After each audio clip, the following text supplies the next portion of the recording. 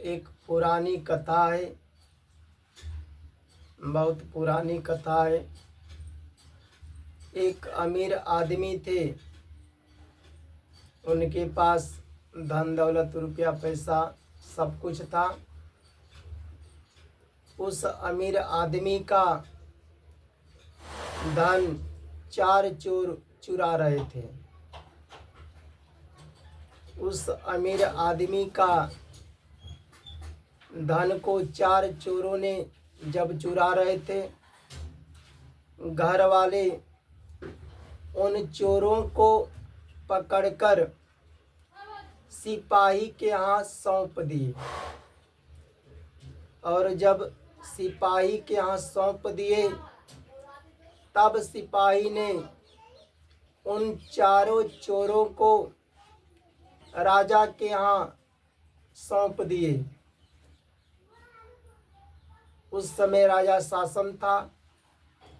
राजा के राज दरबार में यह नियम था कि जो सज्जन व्यक्ति है, ईमानदारी पर कमाता खाता हो, धर्म के अनुसार अपना जीवन निर्वाह करता हो, तो उसे बढ़ावा भी दिया जाता था। और जो चोर था, दूसरों को कष्ट देने वाला, दूसरों का धन लूटने वाले को सजा मिलता था। तो जब सिपाही ने उन चारों चोरों को राजा के यहाँ सौंप दिए, तब राजा साहब ने जब सच्चाई जाने कि इन चोरों ने अमीर आदमी का धन चुरा रहे थे, तब राजा साहब अपने जल्लादों को आदेश दिए कि इन चारों चोरों को सूली पर चढ़ाकर जान से मार दो। राजा साहब के आदेशानुसार जल्लादों ने 3 चोरों को सूली पर चढ़ाकर जान से मार दिए। जब चौथे का नंबर आया, तब चौथे ने जल्लादों के सामने हाथ जोड़ लिया और जल्लादों से कहा कि भैया, हम एक ऐसा विद्या जानते हैं जिसको संसार में आज तक कोई नहीं जानता है। बीते हुए समय में भी, भूतकाल में कोई नहीं जानता है, न वर्तमान में जो चल रहा है, और आने वाले भविष्य में भी कोई जानेगा कि नहीं।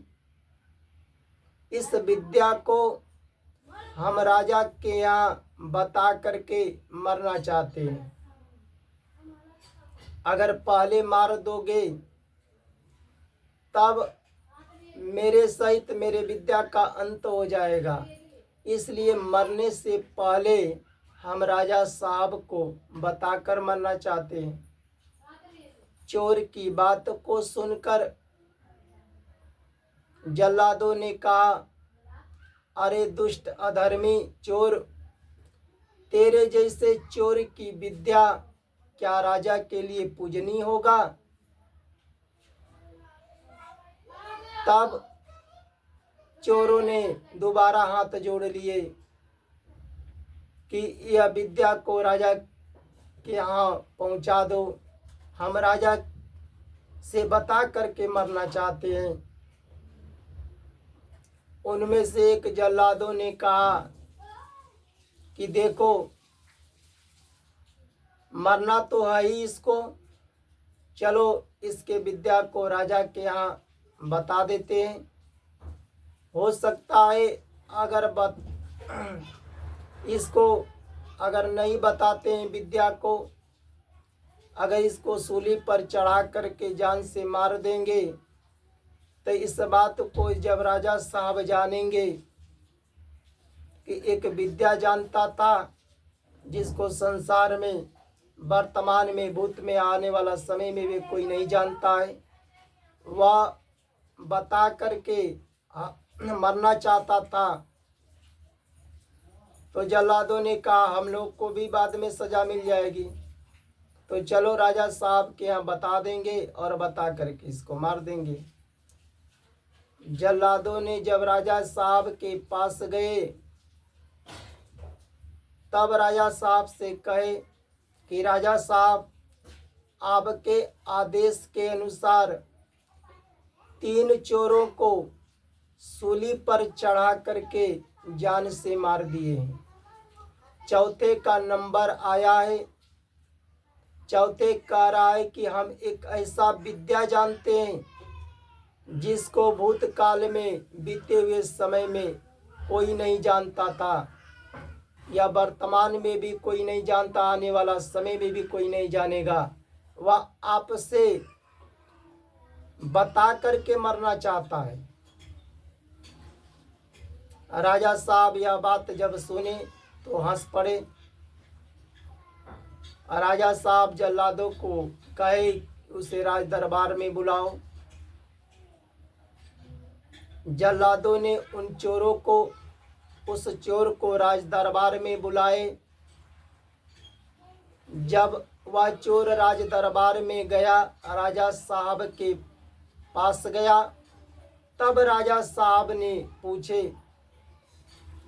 अरे तू कौन सा विद्या जानता है कि जिसको आज तक पूरा संसार में कोई नहीं जानता है, न बीते हुए समय में कोई जाना, न वर्तमान में, न आने वाला समय में भी कोई जानेगा।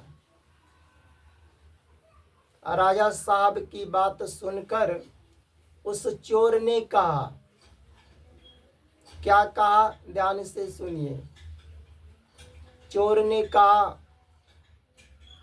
कि सोना के गोली बनाकर सरसों के बराबर, जो सरसों से तेल निकलता है, सरसों के बराबर भूमि में बोए जाते हैं, और जैसे ही सरसों को भूमि में बोएंगे 1 महीना में अंकुर और फल लेने लगेंगे,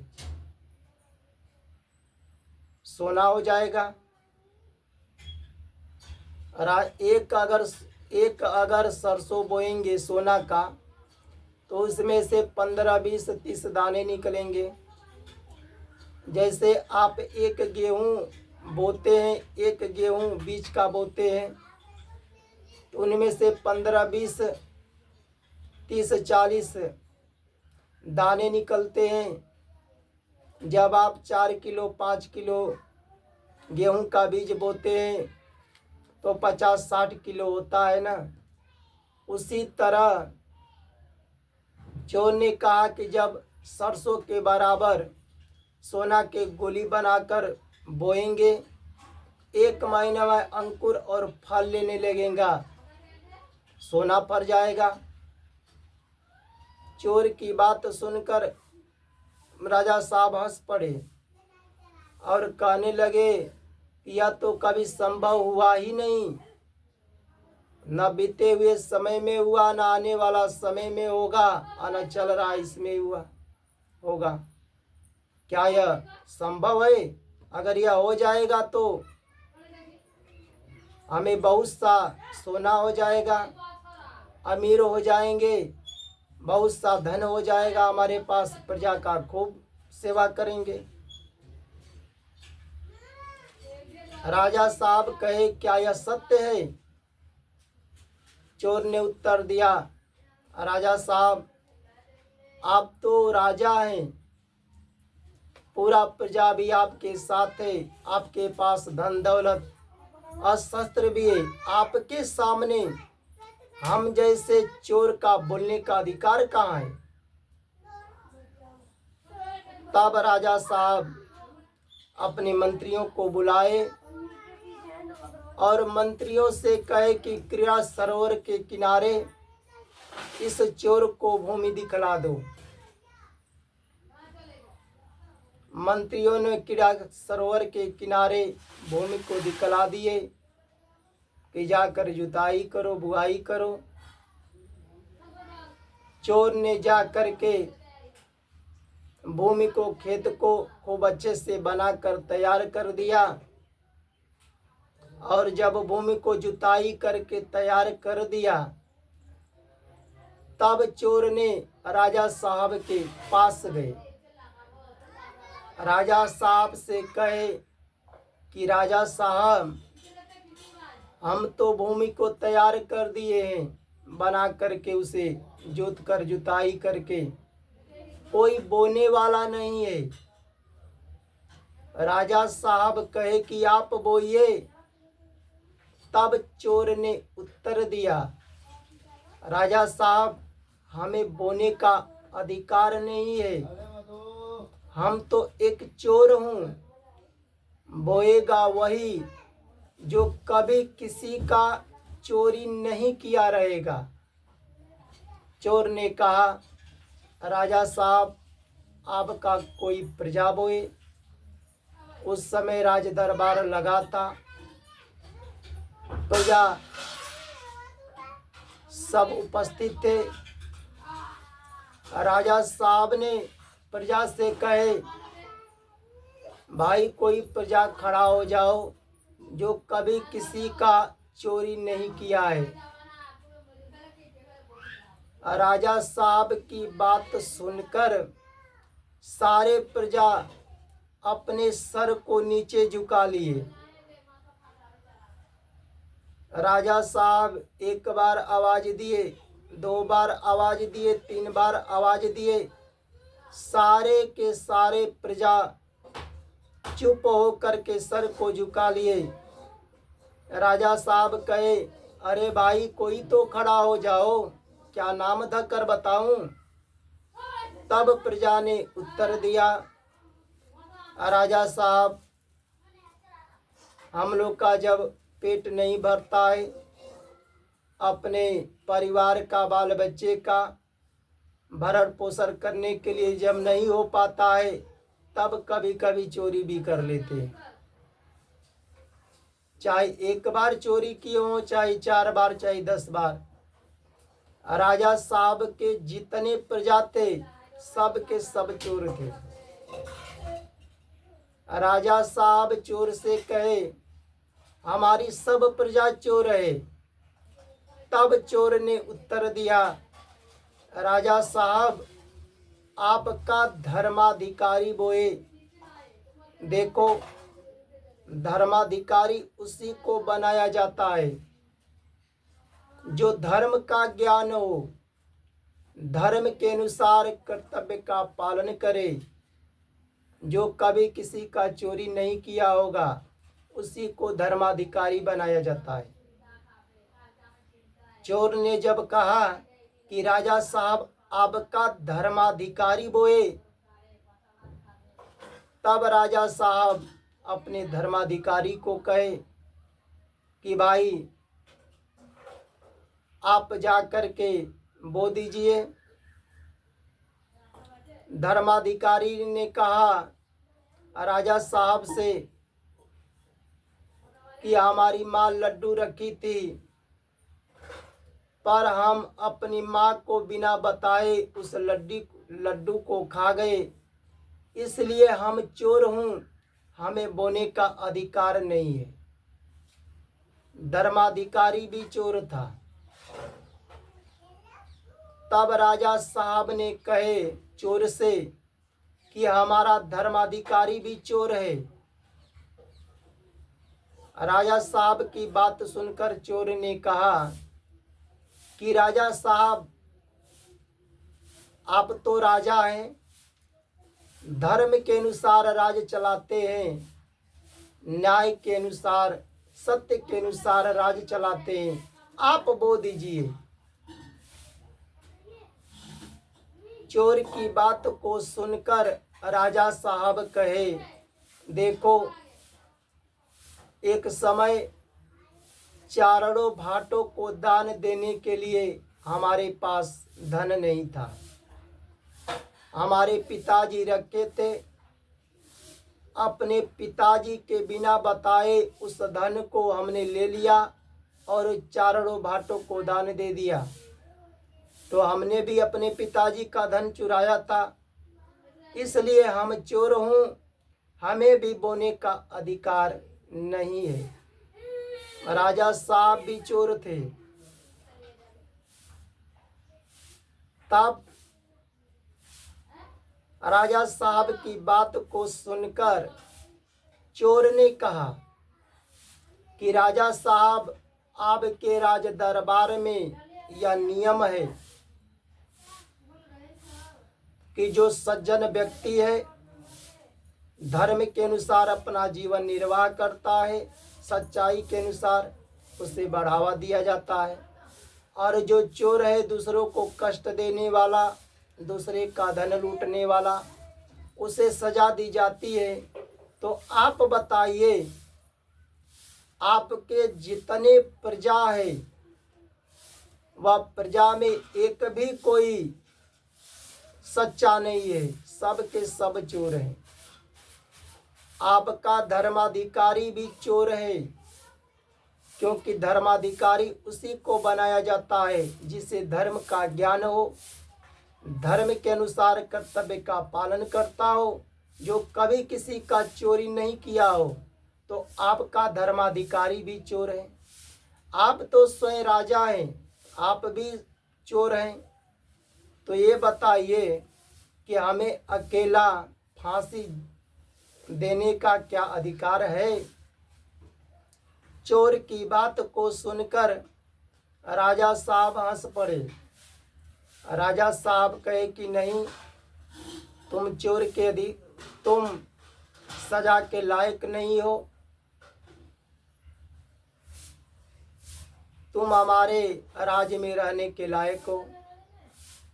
देखो, 3 को जल्लादों ने चढ़ा करके सूली पर जान से मार दिए, चौथा बच गया अपने विद्या के कारण, क्योंकि चौथे को विद्या था, ज्ञान था, इसलिए होने वाला फांसी से बच गया। इसलिए प्रत्येक मनुष्य को, व्यक्ति को विद्या आवश्यक है, ज्ञान प्राप्त करना चाहिए, चाहे वह अमीर हो, चाहे गरीब हो, चाहे वह किसी कास्ट का हो, चाहे जाति का हो, हर व्यक्ति को विद्या ग्रहण करनी चाहिए, ज्ञान को प्राप्त करना चाहिए। क्योंकि आपको ज्ञान, अगर आपका कोई धन लूटता हो तो यह आपका विद्या ही, ज्ञान ही बताएगा कि हमारा कोई धन लूट रहा है। आपका कोई जमीन लूट रहा है तो आपका विद्या ज्ञान ही बताएगा कि हमारा कोई जमीन लूट रहा है, हड़प रहा है। आपको कोई कष्ट दे रहा है, कोई सता रहा है, कोई मार रहा है, तो आपका ज्ञान ही विद्या बताएगा कि हमें कोई कष्ट दे रहा है। आजकल के लोग, आजकल के समाज में क्या हो रहा है यह तो सभी लोग जानते हैं। कोई आपके सामने अगर प्रिय बोलता हो, अगर उधर जाकर के दूर जाकर बुराई करता हो, कष्ट गाली देता हो, आपकी निंदा करता हो, तो आपका ज्ञान ही बताएगा, आपका विद्या ही बताएगा कि हमको कोई सामने प्रिय बोलता है और उधर जाकर कोई गाली देता है, झगड़ा लगाता है। इसलिए विद्या परम आवश्यक है, ज्ञान परम आवश्यक है। कोई ज़रूरत नहीं है कि ज्ञान विद्या अगर प्राप्त करेंगे, ज्ञान प्राप्त तो हमें नौकरियां मिलेगा, पर वह विद्या ज्ञान धर्म के अनुसार हो। आप सज्जन बनिए, संतों का सत्संग करिए, भगवान पर विश्वास कीजिए, क्योंकि भगवान का यह दूसरा रूप संत महात्मा है जो भगवान के कथा को, ज्ञान को देते हैं। जो संतों पर विश्वास करते हैं, कथा को, ज्ञान को सुनते हैं, उसका विद्या भी, ज्ञान भी धर्म के अनुसार होता है। जय जय श्री राधे राधे, जय भगवान श्री कृष्ण की जय।